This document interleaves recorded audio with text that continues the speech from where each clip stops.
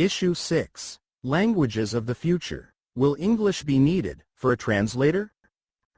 Currently, there is much talk about Asia pivot, and it is clear that the Arabic language has good prospects. And what will happen to English as the language of international communication?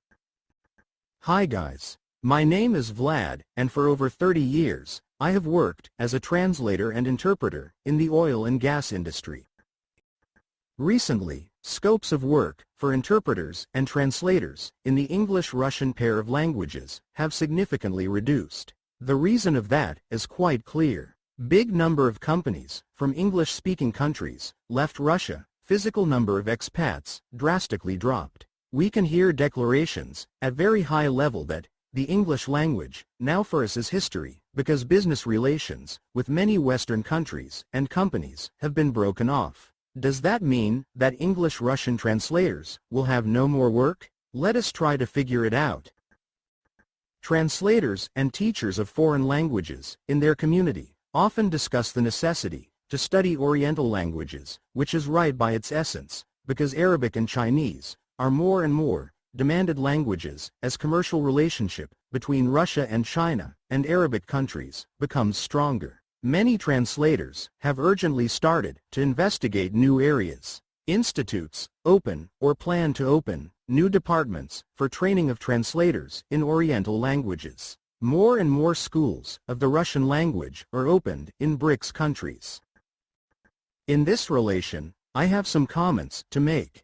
First, in 1 year, it is not possible to learn Chinese or Arabic language to the level at which you would not be embarrassed to call yourself a translator. That concerns colloquial language. And for work as a technical translator from these languages, you will need to study and gain experience much longer. The same can be said about training of translators of Oriental languages at institutes. That is replenishment of the existing army of Chinese and Arabic translators will start in our country in about 5 years, and from the ground level of practical work of graduates. And only already practicing translators will work until then.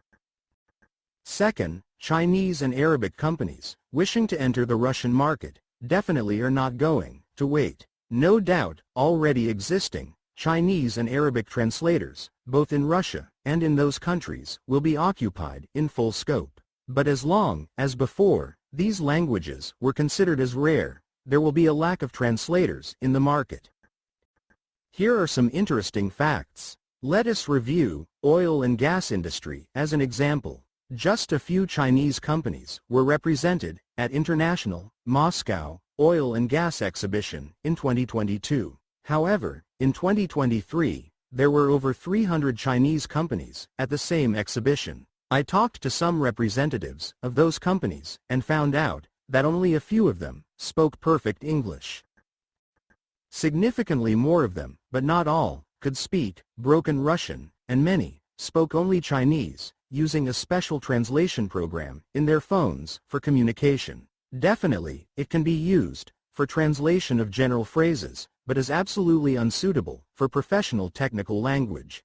Most of those to whom I managed to talk did not find what to say in response to my question of how they are going to develop their business in the Russian market with evident presence of language problems. Obviously, many Chinese can quickly learn Russian, but I doubt that they can do it at good technical level.